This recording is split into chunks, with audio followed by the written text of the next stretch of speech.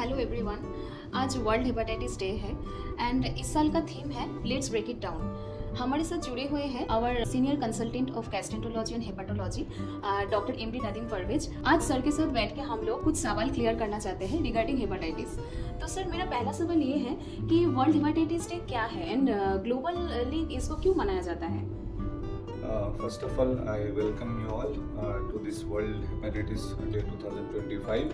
Basically, ये World Hepatitis Day every year जो 20 जुलाई को एक ग्लोबल अवेयरनेस प्रोग्राम के तौर पर मनाया जाता है ताकि पब्लिक को हम अवेयर कर सकें कि जो वायरल हेपेटाइटिस जो लीवर को डैमेज करती हैं, पब्लिक को उसके बारे में जागरूक कर सकें और हमारे हेल्थ केयर जो प्रोफेशनल्स हैं, गवर्नमेंट एजेंसीज हैं, एनजीओज हैं, उनको हम अलर्ट कर सकें और उनको और इस बीमारी के तरफ और ज़्यादा अट्रैक्ट कर सकें कि वो जो उसके प्रिवेंशन के लिए जो इनिशिएटिव्स ले सकें और इससे जुड़े हुए जो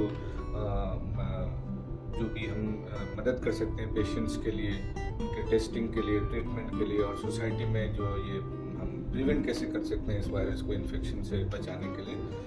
क्योंकि ये वायरल हेपेटाइटिस जो एक ग्रुप ऑफ वायरसेस हैं जो लीवर को प्रिडोमिनेंटली डैमेज करती हैं और क्रोनिकली लीवर को ख़राब करती हैं, स्पेशली जो हेपेटाइटिस बी और सी है जो ये more than 90% of viral related liver damage disease जो कराती हैं। तो उसको कैसे प्रिवेंट किया जा सकता है और कैसे उसकी ट्रीटमेंट मोडालिटीज़ हैं, इस बातों को एक पर्टिकुलर डे में ग्लोबल इनिशिएटिव के तौर पर ये लिया जाता है ताकि सब अवेयर कर सकें। तो सर लोग वायरल हेपेटाइटिस से इन्फेक्टेड कैसे होते हैं? बेसिकली आपको इसमें कंटेक्स्ट में जानना है कि हम किस वायरस की बात कर रहे हैं। सो दो ग्रुप में हम इस बात को समझने की कोशिश करते हैं कि एक है हेपेटाइटिस बी और सी, दूसरा ग्रुप है हेपेटाइटिस ए और ई। तो बी और सी जो है बेसिकली जो ये क्रोनिक हेपेटाइटिस कराते हैं, मेनली क्रोनिकली काफ़ी लंबे समय से इन्फेक्टेड रहते हैं बॉडी में और ये लीवर को धीरे धीरे करके डैमेज करते हुए किसी को सिरोसिस होता है, किसी को लीवर कैंसर होने के चांस होते हैं। तो हेपेटाइटिस बी और सी का जो ट्रांसमिशन होता है वो बेसिकली फ्रॉम किसी की मदर को अगर है तो बच्चे को होने के चांस होते हैं, तो माँ से बच्चे को हो सकता है। बेसिकली ये ट्रांसमिट होता है ब्लड बॉर्न से ब्लड के थ्रू या ब्लड प्रोडक्ट के थ्रू या फिर कोई जैसे सेक्सुअल रूट के थ्रू हो सकते हैं। तो ये जो ट्रांसमिशन हेपेटाइटिस बी सी का इन रूट से होता है। तो इसके जो रिस्क में जो लोग होते हैं, जैसे अगर किसी की मदर को तो बच्चे को हो सकता है, किसी के पार्टनर हस्बैंड को तो वाइफ को हो सकता है, वाइफ है तो हस्बैंड को हो सकता है, कोई नीडल शेयरिंग हो रही है, कोई ड्रग अब्यूजर्स हैं तो वहाँ पे हो सकती है, या फिर एक्सीडेंटल एक्सपोजर हुआ, किसी को नीडल ब्रेक हुआ, किसी पॉजिटिव से नेगेटिव को, तो चांसेस होते हैं, ऐसा नहीं कि सबको होगा, बट ये रिस्क ग्रुप होता है। तो ये हेपेटाइटिस बी का और सी का ट्रांसमिशन रूट है। जहाँ हम बात करें हेपेटाइटिस ए और ई की, तो हेपेटाइटिस ए और ई जो है ये बिल्कुल डिफरेंट है। ये जनरली सेल्फ लिमिटिंग इलनेस कराता है, मतलब एक बार देख के कि जॉन्डिस हुआ और 2-3 हफ्ते में जनरली ये ठीक हो जाता है। कुछ समय में ये कुछ लोगों को लीवर फेलियर होने के चांसेस होते हैं हेपेटाइटिस ए और ई से, तो वो लोग बेसिकली बट मोस्टली रिकवर कर जाते हैं। इसका जो मोड ऑफ ट्रांसमिशन है वो डिफरेंट है, दैट इज बेसिकली मतलब food and contaminated food and water borne है। ये तो ज़्यादातर देखेंगे कि ये जैसे रेनी सीजन स्टार्ट होता है या फिर कॉन्टामिनेटेड एरियाज हैं या फिर एकदम से एक आउटब्रेक आता है कि एक साथ देखेंगे कि मोहल्ले में बहुत सारे लोगों को एक साथ जॉन्डिस हो गया। तो ये वो हेपेटाइटिस ए और ई का जो है ये basically contaminated unhygienic food and water borne के इससे ये फैलता है। सर लीवर के बारे में हम लोग अक्सर सुनते हैं कि लीवर सिरोसिस या फिर वायरल हेपेटाइटिस। सर तो लीवर सिरोसिस क्या क्यूरेबल है? से लिवर सिरोसिस आप क्यूरेबल के बारे में बात नहीं करते हम। सिरोसिस में सिरोसिस को हम ट्रीटमेंट के बारे में बात करते हैं कि सिरोसिस अगर किसी को हो गया, सिरोसिस का मतलब होता है कि लिवर ज़्यादा हार्ड हो गया और उसकी फंक्शनिंग कम हो गई। अब सिरोसिस के डिफरेंट स्टेजेस होती हैं कि आप किस स्टेज ऑफ सिरोसिस में है, ए में है, बी में है, चाइल्ड सी में है, उसकी स्कोरिंग्स हैं। तो शुरुआत में अगर है तो फिर वो काफ़ी दिनों तक अच्छे कंट्रोल में रहती है, लेकिन वही चीज़ अगर वो डिकम्पनसेट हो गई है तो फिर वो प्रोग्रेस भी फास्ट करती है। तो डिपेंडिंग ऑन द स्टेज उस हिसाब से उसकी ट्रीटमेंट की जाती है और उसके बेसिकली हमें दवाइयाँ देनी पड़ती है। कॉम्प्लिकेशन एसोसिएटेड जो होती हैं कि उसमें पोर्टल हाइपरटेंशन होती है, उससे कई बार ब्लीडिंग होने के चांसेस होते हैं, इसोफेजियल वेरिसेस बनते हैं, उससे हो सकती है ब्लीडिंग। तो किसी को पेट में पानी जमा हो सकता है, जिसको एसाइटिस बोलते हैं। कई बार बेहोशी भी होने लगती है। फिर अगर ज़्यादा खराबी स्थिति में होती है तो जॉन्डिस होता है। तो स्टेज वाइज इसकी ट्रीटमेंट है। इनफैक्ट बहुत ज़्यादा जब सिरोसिस बिल्कुल डिकम्पनसेट हो जाता है, बिल्कुल ही फेलियर स्टेज में, लीवर बिल्कुल काम नहीं कर रहा था, तब अल्टीमेटली लिवर ट्रांसप्लांट की भी जरूरत पड़ती है। सो ऑल लिवर सिरोसिस जो है वो स्टेज वाइज इसका ट्रीटमेंट होता है और मोस्ट इम्पोर्टेंट थिंग इसको हेल्थ केयर के प्रॉपर फॉलोअप में रहना जरूरी है। सर तो हेपेटाइटिस का इलाज हो सकता है? Yes, that's what I was saying, that कि हेपेटाइटिस होने का मतलब है एकदम से आपको पैनिक नहीं करना कि हेपेटाइटिस बी हो गया मुझे एंड देन और कुछ मौजूद नहीं है। हेपेटाइटिस बी, इनफैक्ट ये वायरल जो बी और सी की हम बात करते हैं, ज़्यादातर टाइम तो ये होता है कि इंसिडेंटली डिटेक्ट हुआ। आपका कोई ऑपरेशन होना था, डॉक्टर ने एडवाइस किया ऑपरेशन से पहले कि ये टेस्ट कराओ, उसमें मिला। तो ज़्यादातर टाइम तो बी और सी साइलेंट पड़े रहते हैं कई सालों तक। और ज़रूरी नहीं है कि जो लोग हेपेटाइटिस बी और सी का अगर आपके शरीर में इन्फेक्शन है तो आपका लीवर डैमेज होगा ही। तो कई बार तो ये लीवर को कुछ नहीं नुकसान कर रहे होते हैं, तो आपको डरना नहीं होता है। रादर देन आप कंसल्ट करें और उसके बाद उस टाइम में हम दोनों चीज़ों को देखते हैं कि पेशेंट को ट्रीटमेंट की ज़रूरत है या नहीं है। हम दोनों चीज़ों, वायरस को देखते हैं, उसकी एक्टिविटी कितनी है, और लिवर कैसा है। अगर लिवर सही है और वायरस बिल्कुल डॉर्मेंट एकदम साइलेंट है, उसकी एक्टिविटी नहीं है, तो दवाई की बिल्कुल ज़रूरत ही नहीं पड़ती। और जिनको एक्टिव है वायरस या लिवर में ज़्यादा प्रॉब्लम आ रही है तो फिर उनको दवाइयाँ शुरू करी जाती हैं।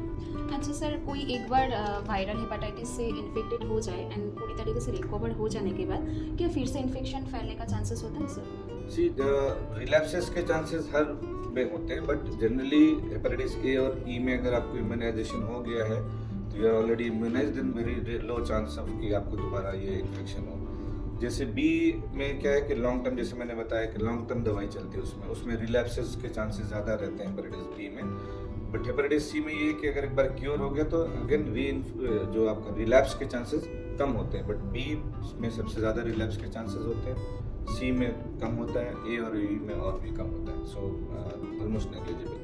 But B is the one, उसमें थोड़ा सा कॉशियस रहना पड़ता है इस चीज़ को लेकर। सर हेपेटाइटिस बी एंड सी को लेके काफ़ी एक स्टिग्मा है कि डर है लोगों के बीच में, तो इसको कैसे हम लोग दूर करें?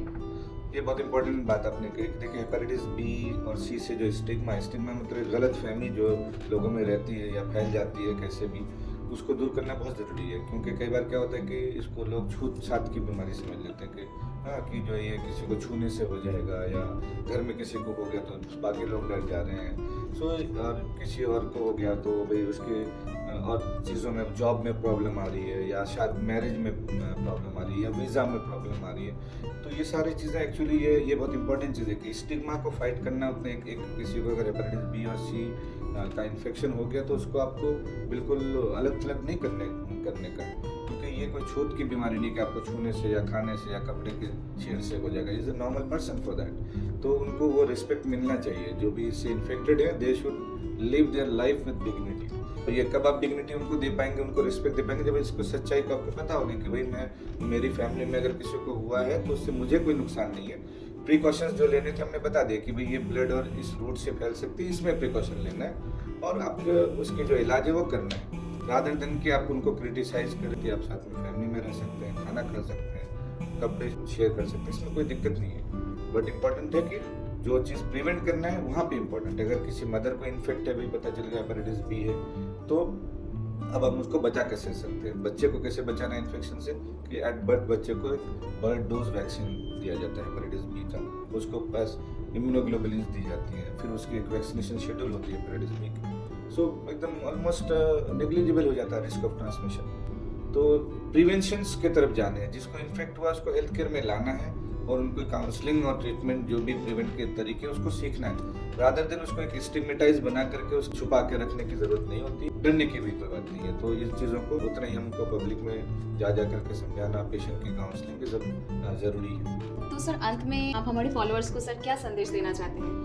वर्ल्ड हेपेटाइटिस डे, जैसे मैंने बोला कि ये हमारा जो अवेयरनेस कैंपेन है ये सक्सेस होना चाहिए, तो इसमें सबका पार्टिसिपेशन उतना ही इम्पोर्टेंट है, ताकि जो हमने सीखा या जाना उनके लिए दूसरों को बताएं। इस कैंपेन को और बढ़ाएं through different means, social media, social media है। जो कमिटमेंट है हमारा कि हम लेट्स कट इट डाउन, तो इसको हम कैसे हम रोकेंगे आगे।